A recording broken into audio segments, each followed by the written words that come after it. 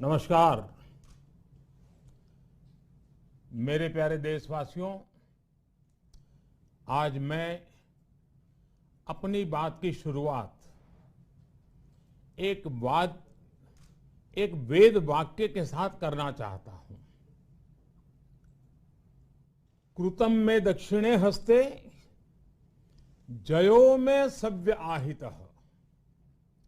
इस बात को भारत के संदर्भ में देखें तो बहुत सीधा साधा अर्थ यही है, हमारे देश ने एक तरफ कर्तव्य का पालन किया तो दूसरी तरफ उसे बड़ी सफलता भी मिली।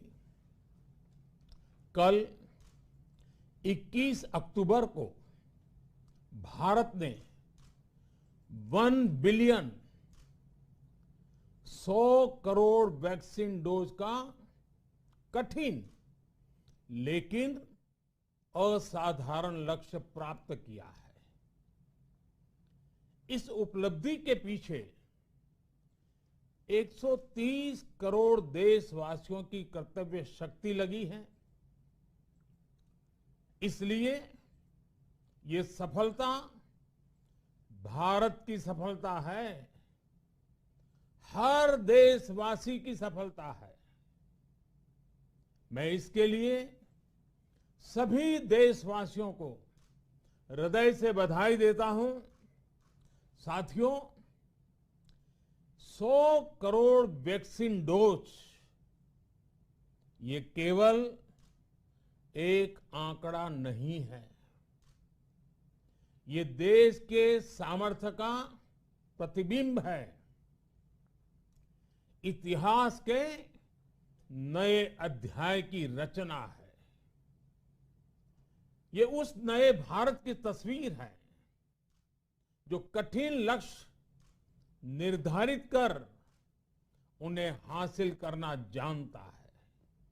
ये उस नए भारत की तस्वीर है जो अपने संकल्पों की सिद्धि के लिए परिश्रम की पराकाष्ठा करता है। साथियों, आज कई लोग भारत के वैक्सीनेशन प्रोग्राम की तुलना दुनिया के दूसरे देशों से कर रहे हैं। भारत ने जिस तेजी से 100 करोड़ का 1 बिलियन का आंकड़ा पार किया है, उसकी सराहना भी हो रही है। लेकिन इस विश्लेषण में एक बात अक्सर छूट जाती है कि हमने ये शुरुआत कहां से की है। दुनिया के दूसरे बड़े देशों के लिए वैक्सीन पर रिसर्च करना, वैक्सीन खोजना, इसमें दशकों से उनकी महारत है, एक्सपर्टाइज थी। भारत अधिकतर इन देशों की बनाई वैक्सीनेशन पर ही निर्भर रहता था, हम बाहर से मंगवाते थे। इसी वजह से जब 100 साल की सबसे बड़ी महामारी आई तो भारत पर सवाल उठने लगे, क्या भारत इस वैश्विक महामारी से लड़ पाएगा? भारत दूसरे देशों से इतनी वैक्सीन खरीदने का पैसा कहां से लाएगा? भारत को वैक्सीन कब मिलेगी? भारत के लोगों को वैक्सीन मिलेगी भी या नहीं? क्या भारत इतने लोगों को टीका लगा पाएगा कि महामारी को फैलने से रोक सके? भांति भांति के सवाल थे। लेकिन आज ये 100 करोड़ वैक्सीन डोज हर सवाल का जवाब दे रहा है। भारत ने अपने नागरिकों को 100 करोड़ वैक्सीन डोज लगाई हैं और वो भी मुफ्त, बिना पैसा लिए। साथियों, 100 करोड़ वैक्सीन डोज का एक प्रभाव ये भी होगा कि दुनिया अब भारत को कोरोना से ज्यादा सुरक्षित मानेगी। एक फार्मा हब के रूप में भारत को दुनिया में जो स्वीकृति मिली हुई है, उसे और मजबूती मिलेगी। पूरा विश्व आज भारत की इस ताकत को देख रहा है, महसूस कर रहा है। साथियों, भारत का वैक्सीनेशन अभियान सबका साथ, सबका विकास, सबका विश्वास और सबका प्रयास का सबसे जीवंत उदाहरण है। कोरोना महामारी की शुरुआत में ये भी आशंकाएं व्यक्त की जा रही थी कि भारत जैसे लोकतंत्र में इस महामारी से लड़ना बहुत मुश्किल होगा। भारत के लिए, भारत के लोगों के लिए ये भी कहा जा रहा था कि इतना संयम, इतना अनुशासन यहां कैसे चलेगा। लेकिन हमारे लिए लोकतंत्र का मतलब है सबका साथ। सबको साथ लेकर देश ने सबको वैक्सीन, मुफ्त वैक्सीन का अभियान शुरू किया। गरीब, अमीर, गांव, शहर, दूर सुदूर, देश का एक ही मंत्र रहा कि अगर बीमारी भेदभाव नहीं करती तो वैक्सीन में भी भेदभाव नहीं हो सकता। इसलिए यह सुनिश्चित किया गया कि वैक्सीनेशन अभियान पर वीआईपी कल्चर हावी न हो।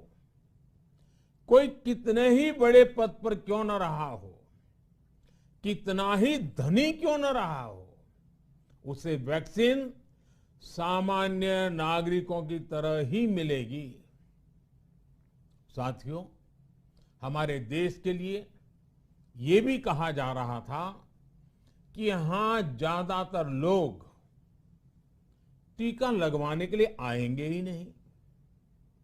दुनिया के कई बड़े विकसित देशों में आज भी वैक्सीन हेजिटेंसी एक बड़ी चुनौती बन गई है। लेकिन भारत के लोगों ने 100 करोड़ वैक्सीन डोज लेकर ऐसे लोगों को निरुत्तर कर दिया है। साथियों, किसी अभियान में जब सबका प्रयास जुड़ जाता है तो परिणाम अद्भुत ही होते हैं। हमने महामारी के खिलाफ देश की लड़ाई में जन भागीदारी को अपनी पहली ताकत बनाया। फर्स्ट लाइन ऑफ डिफेंस बनाया। देश ने अपनी एकजुटता को ऊर्जा देने के लिए ताली, थाली बजाई, दिए जलाए।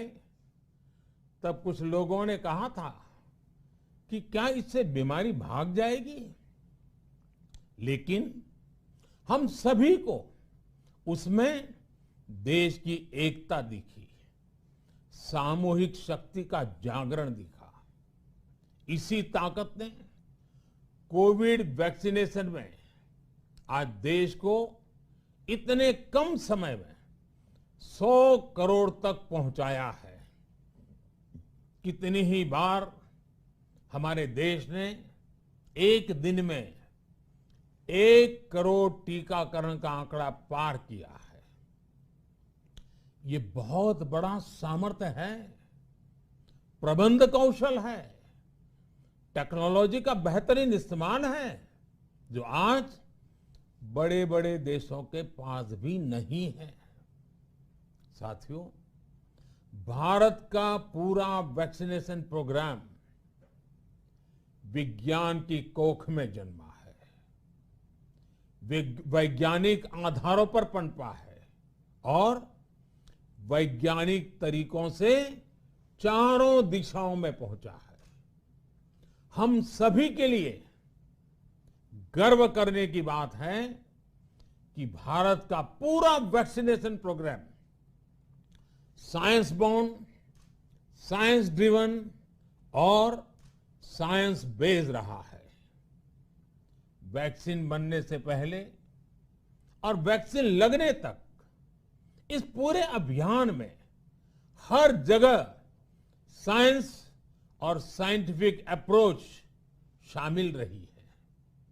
हमारे सामने चुनौती मैन्युफैक्चरिंग को लेकर भी थी, प्रोडक्शन को स्केल अप करने की भी थी। इतना बड़ा देश, इतनी बड़ी आबादी, उसके बाद अलग अलग राज्यों में, दूर दराज इलाकों में समय से वैक्सीन पहुंचाना, ये भी किसी भागीरथ कार्य से कम नहीं था। लेकिन वैज्ञानिक तौर तरीकों और नए नए इनोवेशन से देश ने इस चुनौतियों के समाधान तलाशे। असाधारण स्पीड से संसाधनों को बढ़ाया गया। किस राज्य को कितनी वैक्सीन कब मिलनी चाहिए, किस इलाके में कितनी वैक्सीन पहुंचनी चाहिए, इसके लिए भी वैज्ञानिक फॉर्मूले के तहत काम हुआ। हमारे देश ने कोविन प्लेटफॉर्म की जो व्यवस्था बनाई है, वो भी विश्व में आकर्षण का केंद्र है। भारत में बने कोविन प्लेटफॉर्म ने न केवल आम लोगों को सहूलियत दी, बल्कि हमारे मेडिकल स्टाफ के काम को भी आसान बनाया। साथियों, आज चारों तरफ एक विश्वास है, उत्साह है, उमंग है। समाज से लेकर इकोनॉमी, हम हर तबके पर देखें, ऑप्टिमिज्म, ऑप्टिमिज्म, ऑप्टिमिज्म ही नजर आता है। एक्सपर्ट्स और देश विदेश की अनेक एजेंसीज भारत की अर्थव्यवस्था को लेकर बहुत सकारात्मक है।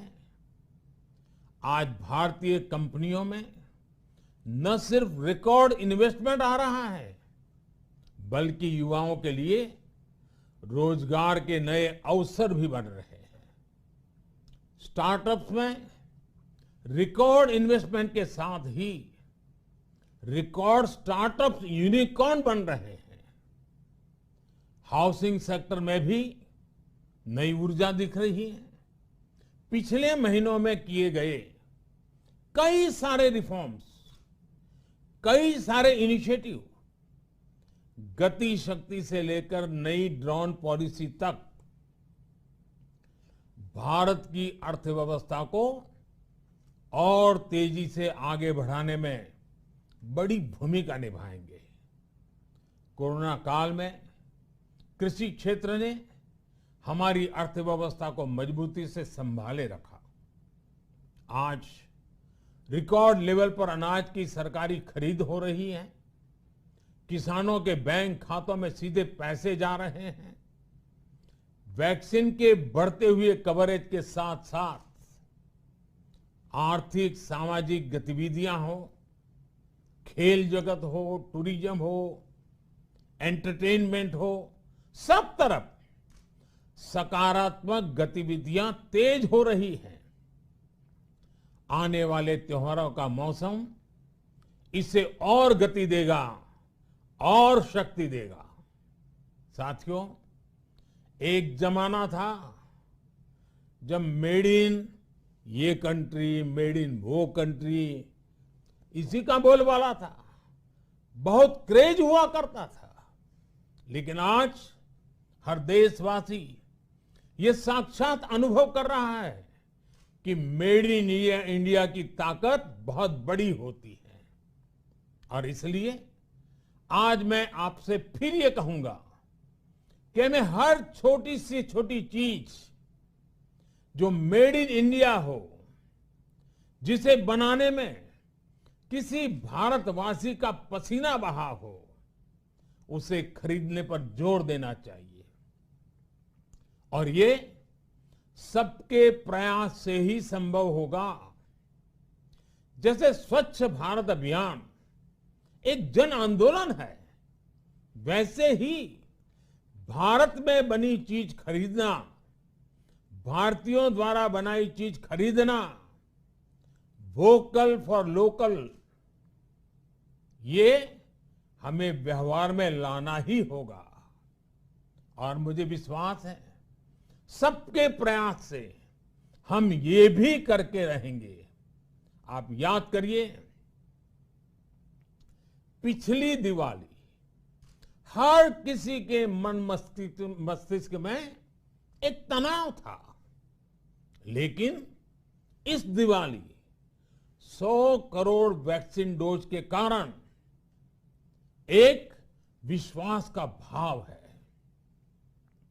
अगर मेरे देश की वैक्सीन मुझे सुरक्षा दे सकती है, तो मेरे देश का उत्पादन, मेरे देश में बने सामान मेरी दिवाली और भी भव्य बना सकते हैं।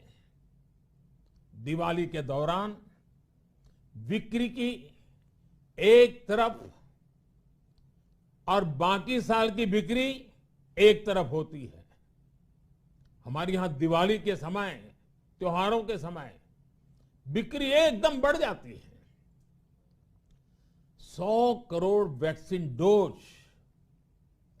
हमारे छोटे छोटे दुकानदारों, हमारे छोटे छोटे उद्यमियों, हमारे रेहड़ी पटरी वाले भाइयों बहनों, सभी के लिए आशा की किरण बनकर आई है।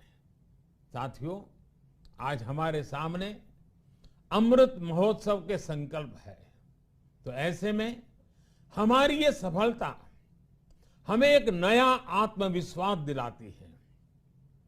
हम आज कह सकते हैं कि देश बड़े लक्ष्य तय करना और उसे हासिल करना बखूबी जानता है, लेकिन इसके लिए हमें सतत सावधान रहने की जरूरत है। हमें लापरवाह नहीं होना है। कवच कितना ही उत्तम हो, कवच कितना ही आधुनिक हो, कवच से सुरक्षा की पूरी गारंटी हो, तो भी जब तक युद्ध चल रहा है, हथियार नहीं डाले जाते।